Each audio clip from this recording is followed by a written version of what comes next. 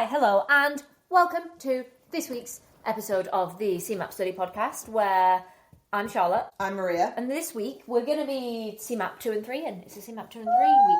Exciting. But however, before we get into that, I am going to start by saying I appreciate it has been a few weeks since there has been a new podcast episode out, and quite a few of you guys have publicly called me out on it on social media, which I can absolutely respect. So I wanted to address that first of all and say I'm really sorry. I got sick it took me ages to get better. And what I realised is the reason that it was taking me so long to get better was because I was doing a lot with the masterclasses and the teaching and the supporting people for free and the trying to be a parent around school hours, which, by the way, really difficult. Sucks. It just wasn't working, and something had to give, and temporarily for the time being that was my health. I feel much better now. Not quite better enough to put my camera on, so you just have to deal with that for a few more weeks. But what it has made me realise, and what the big announcement before the start of this episode is going to be, is that things are going to look a little bit different with regards to the services that I can offer. Because what I found is I started this business so that I could be a parent and pick my daughter up from school and not have her go to childminders. Enjoy it. Yeah, and spend time with her in an evening and, do all of those things that parents want to be able to do. And since she started school, actually, I've not been able to do that. So running the masterclasses, whilst I love it because I always make friends and, helping people through their journey, my masterclasses are probably the favourite part of doing the job, but it's also the part of the job that I can't commit to anymore because I can't do a 9 to 5. But it's not just 9 to 5. No, it's not. 9 to 5, Monday to Friday. Plus the evenings, plus the weekends. You always jump on one-to-ones, the weekends afterwards, and the week afterwards, you are still supporting students all the way through that journey. Yeah. So the masterclass, whilst you say it's Monday to Friday, sit with me, Monday to Friday, 9 to 5, that's for each of your students, and they might have a couple of one-to-ones with you. Yeah. But for you, it's Monday to Friday, 8 till 10, Yeah. Then it's Saturday, however many people want to speak to you, then it's Sunday, and then it runs into the next week, and before you know it, it's Friday the week after, and you've boxed off 10 people through their CeMAP exams, and then I'm sick. Then no wonder you've still not got your voice back and you're dying. Yeah. So basically what's going to be happening going forward is you guys have probably noticed that all of my masterclasses are fully booked till September, and then I've blocked off October, November, December. The reason they're blocked off and not available to book is probably because I'm not going to do them. I think this business, started off as a really small idea and grew massively, which is amazing, and it's everything that I wanted, but I can't keep supporting people that intense way through the masterclass and support everybody else that I want to be able to support and also be a parent.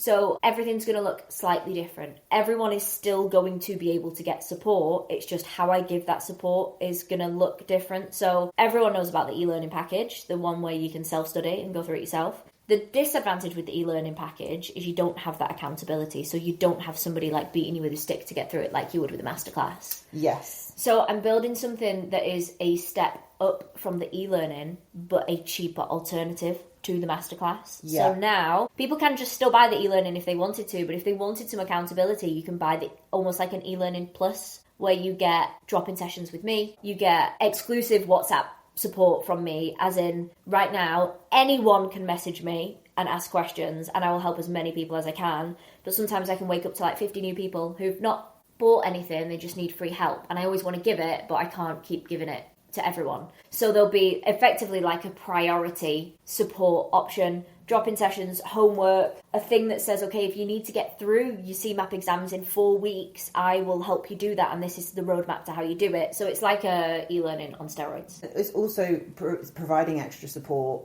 in a way that suits people that are fed back to you.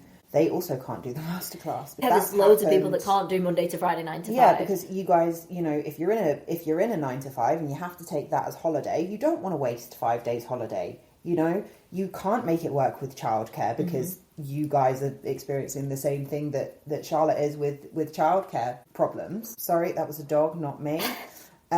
Strong chance she's also going to do it again. So yeah, I think it's a level up, but it's also providing people the help that they have been asking for. Yeah, exactly. So the people that have messaged while I've been off to say they wanted a masterclass space and they can't get one, I've provisionally offered them this next available package with the drop-in sessions and the extra support, and everybody's taken me up on it. And also it's cheaper than a masterclass. Yeah. So it feels like the right option, but it's just kind of a quick heads up to be like, things are going to look different. So if you've been listening to these podcast episodes for a while and you've kind of followed the journey, and I always bang on about the masterclasses, I won't be banging on about the masterclasses anymore, because I'm hoping that I can keep this business afloat and not offer the masterclasses, because I just can't do it anymore without hiring somebody. But nobody wants to learn from anyone else but me. So yeah, you're the person that people, and that's fair enough, because the whole point of it was a masterclass with you. Yeah. But that being said, everybody that you've spoken to about the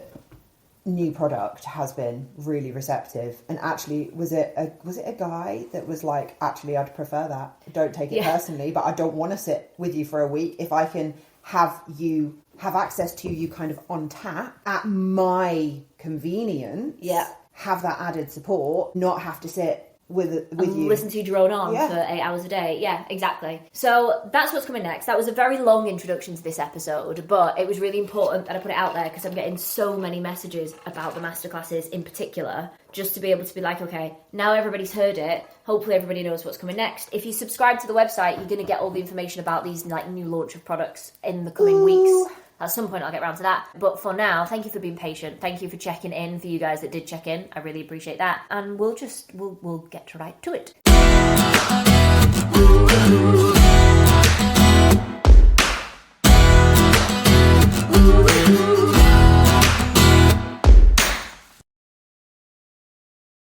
Okay, hello. So this should be CeMAP 2 and 3 topic 19. Excellent. And in the title, it will say, so that it all correlates, it will say CeMAP 2 and 3 topic 19. It is so short in the textbook, it's like 7 pages long, and it's just recapping the stuff that I've recapped in the last 3 episodes on life insurance and protection. The only other thing that it talks about is ICOBS, which is the Insurance Conduct to Business Sourcebook, and it basically says, hey, if you want to know how insurance is regulated, you can go to the Insurance Conduct to Business Sourcebook. So, okay, that's it. Thank you so much for listening. It was a pleasure having you for this week's episode, and we'll catch catch you next week. Most important bit. So, are we gonna? Do I need to cue the outro music? No, wait, hang on. Don't cue the outro music. I think we will skip it. We'll go on to topic 20. Shaking things up, and it's even more shaking things up because CeMAP 2 is broken down into units, isn't it? So you sit Unit 3, Unit 4, Unit 5, which is the insurance unit, and then Unit 6, which is the last 30 questions of your exam. Yes. Topic 20 is the first topic of the last 30 questions of your exam, Unit 6. Now, Unit 6, most people find the most difficult in CeMAP 2, which is really interesting, because I always wonder, is it the material that's tricky, or is it just the fact that they've just sat 3/4 of their exam and they got no fuel left in the tank? Probably that one. One of the things that I noticed with my students who sit CeMAP 2, they fail Unit 6 on their first sitting. So they pass Units 3, 4 and 5. Yep. Fail Unit 6. Okay. If I tell them to resit Unit 6 on the same day and do absolutely no prep for it, they'll pass. What? So it tells me that actually, drop it, pig. If that's the case, it is just a exam fatigue thing. Yeah. Which is why, guys, you should not sit your CeMAP 2 and your CeMAP 3 exam on the same day. That's like running 2 back-to-back marathons. Nobody should do it to themselves. Like, if you're a particular kind of sadist, fine. It might work. Yeah. But most of us, what I think people really fail to realise is how much energy concentrating takes. Yeah. And a lot of the students have come back and said, shit, day 2, 3 of the masterclass, I'm on my arse, yeah. I'm on my arse, and I've done nothing but sit here and listen. But you're not just listening, and in the exam, you're not just sitting on your ass clicking buttons, you are filtering. Your brain takes so much energy. So no wonder, and if that's what the figures are saying, I would be inclined to believe it, especially if they're passing. Yeah, exactly. So this is the first topic of Unit 6. I don't think it's any trickier than any of the other topics, but I think people do need to pay more attention, just because they're getting towards the end of their studies and it's going to be the end of their exam, the last 30 questions. Fair. So in this topic, the 3 things that it talks about is something called a capital and repayment mortgage, something called an interest-only mortgage, and something called APRC, or the annual percentage rate of charge. If we step it all back a second, I know we've done this in other episodes before, but one thing I really struggled with studying for CeMAP is, because I was already working for a mortgage brokerage, I knew what an interest-only mortgage was, but I didn't understand why the textbook speaks like anyone can have one.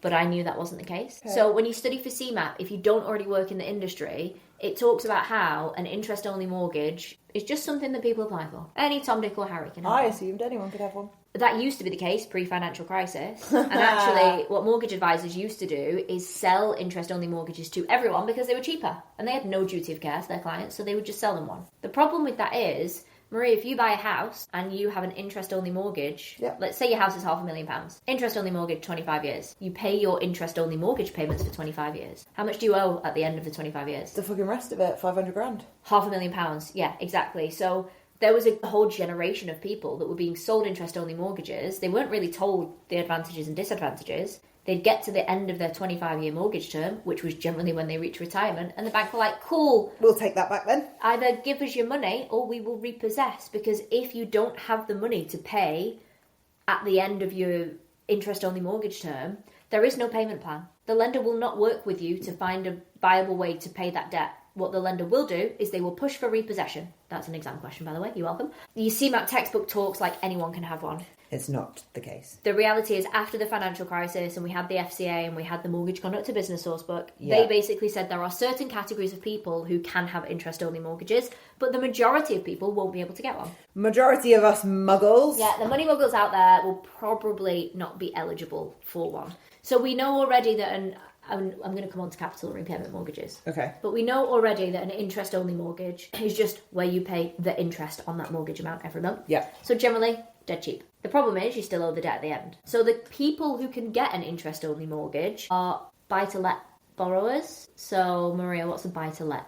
Purchases a property with the intention of renting it out, not living in it themselves. Correct. So it's an investment. Landlords, exactly. So what could effectively happen is you could have that house for 25 years, you could be a landlord in it, and if the debt is due at the end, you just sell the house, right? You don't end up homeless. Yeah, because you don't need...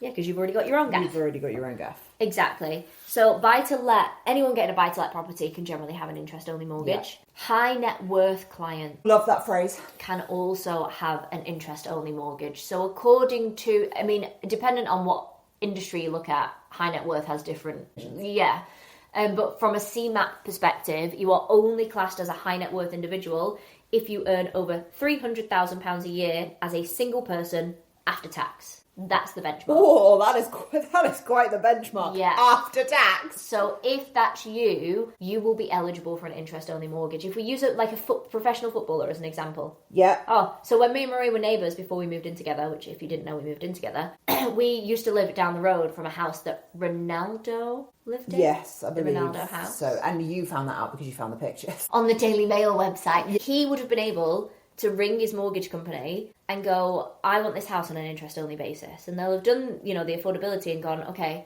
how are you going to pay it back? And he would have said, well, I won't. I'll live in here while I play for this particular team and then I'll just move. This is not my long-term plan.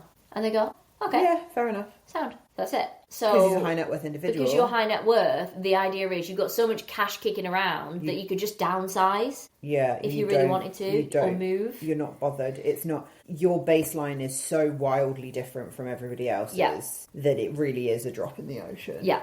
Exactly. Now, a lot of people might be listening to this thinking, Charlotte, I actually switched to an interest-only mortgage just after COVID, and I am neither a high net worth client nor a buy-to-let landlord. Nor a footballer. That was a government incentive. So, because after COVID, remember we had the mortgage payment holidays during COVID because everybody was... Because everyone was fucking broke. Yeah. That was a government incentive, which lenders had to offer. And then after COVID, all the interest rates went really, really high and people were struggling to pay their mortgage. So the government said, okay, offer people a 6-month interest-only mortgage break. Okay, it benefits the person applying for it because they are only going to pay the interest, so their mortgage payments are going to be cheaper, so they're probably not going to get their home repossessed. But it also benefits the lender because they've just added 6 months onto their mortgage term. Yeah, that's the thing, is like, I feel like we've had this discussion before. Rather than insisting on full payment and then having to deal with the headache of taking someone to court, repossessing the house, evicting them, all of that stuff, the lender goes, give you a 6-month break. Actually, what has the lender lost? Nothing. They've literally lost nothing. In fact, they've made money because they've added 6 months to the mortgage term where you will still have to pay interest. So actually, also, if your lender is kind, in inverted commas, enough to turn around to you and be like, look, we know everyone's struggling, take a 6-month break from, have just 6 months of interest payments. Yeah.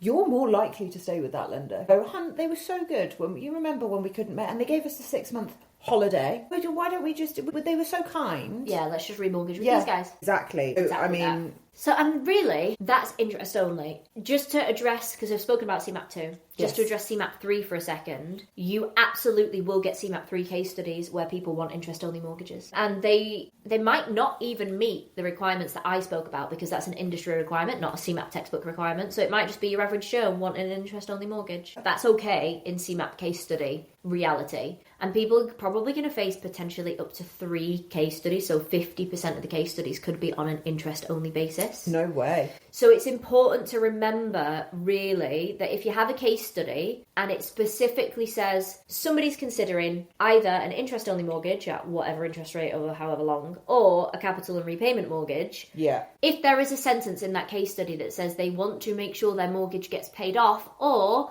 they are particularly concerned about investment risk, you are not going to give them an interest-only mortgage. That is the clue. But you know what? So many people fall over that. And that is the kicker of the sentence that says they're probably not going to be a good fit for an interest-only mortgage. Because it is risky. Because if you don't make sure that money is there at the end of the mortgage term, that is on you. They will put you in a cardboard box. Not because you're dead, just because you're homeless. So if you see that sentence in a case study, that is your flashing beacon to say, put them on a capital and repayment mortgage, and interest-only mortgage is not suitable. There you have it. Which brings us nicely on to capital and repayment mortgages. Ooh, love a good slippy slide into the next topic. Definitely asked you this before, Maria, but go on. What is a capital and repayment mortgage? Where you repay the interest and part of the capital amount every month. Bingo. What's the benefit of a capital and repayment mortgage? When you get to near the end of your mortgage term, ideally your capital amount, so the 500 grand from our previous example, will have been significantly reduced. Yes. Potentially paid off. Yes. If you've done your maths right, kept up with your payments. Yes, exactly. So you get to retirement and you go, honey, all of a sudden, that mortgage payment, we own the house outright. Yeah. We have X amount of more disposable income if you're still employed. If you're retired, you don't have to make that huge payment out of your or whatever it is. And your quid's in. Or you can do something fancy like sell your house and live on a cruise ship for the rest of your days. Exactly that. And that's exactly it. So a capital and repayment mortgage, the main benefit is you're going to be mortgage free at the end of the mortgage term, as long as you make all of your payments on time, you don't take any payment holidays, you don't miss any payments, all that kind of stuff. All that good shit. There's a little bit of flexibility as well with capital and repayment mortgages, as in if you want to take something like a mortgage holiday, or if you want to temporarily switch to an interest-only mortgage.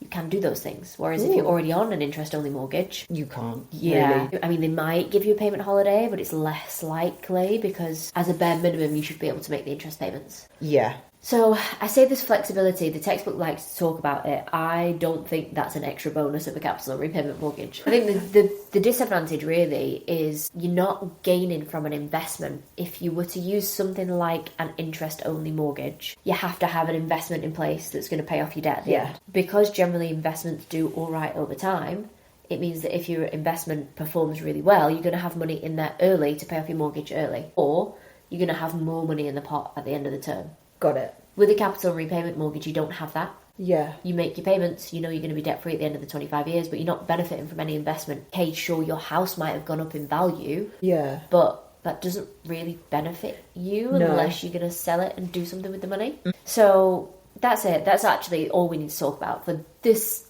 episode, because remember, this is not a comprehensive study guide. The last thing I did want to talk about, though, before we finish off is APRC, or the annual percentage rate of charge. Right. So before I jump into that, credit cards. Ooh. I know you don't have one, so this is going to all be a learning curve for you. Love that for us. When you have a credit card, you have something called your annual percentage rate. And you'll see it advertised on things. And I always notice it now because of the payday loan scandal, where they'd be like 4,762% APR.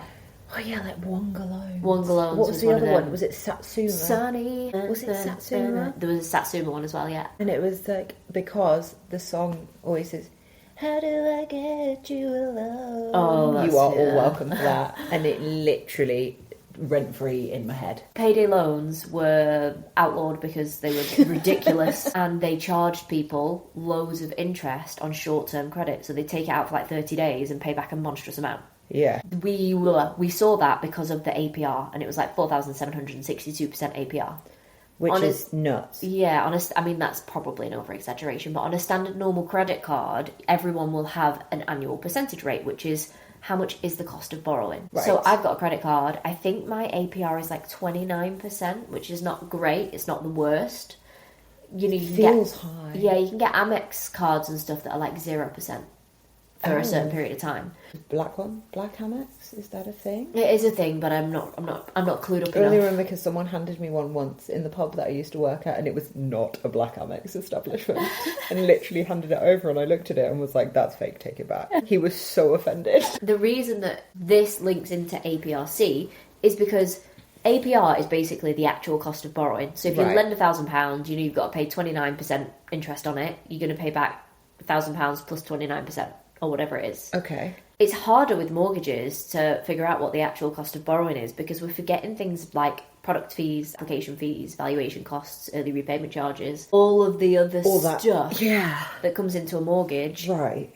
You can't calculate that in the annual percentage rate because it's not an accurate reflection of the cost of borrowing. So the FCA said you need a different variation for mortgages. You can't just use APR because it doesn't work. It's not fair. Yeah. So we have APRC, annual percentage rate of charge. They literally just put a C on the end of it. Just put a C on the end of it. And the hack for this, all that you need to know for your exam is remembering that APRC is applicable to mortgages. And the way you're going to remember that is because charge, as in legal charge, as in first charge mortgage. That's the connection you're going to make in your brain, and that links the two. Yeah, there is a little bit more to do on that, but you have a textbook if you're self-studying. Guys, if you're not self-studying and you've got something excellent like an e-learning platform, then there's more information that you definitely need to know about for your exam in there. But I think that is a good amount for this week's episode. I think we've done pretty well. I would agree. So please remember, if you're listening to this and it's your first time ever, which would be weird, go back to the first episodes. But if you are, there's so much free content out there that I can help with. I'll link it all in the show notes. Use and abuse that system. Please do. And if you decide you want to buy something, great. If not, I'm hoping that we've at least made your CeMAP studies a little bit more entertaining. That's what we're here for. Yeah, that's basically, I mean, that's why I'm here. So if you've enjoyed listening to this, leave us a, what do you mean no internet connection? I disagree with that. Leave us a 5-star review, leave us a review, any kind of review, and we will catch you for the next one. Cue outro music.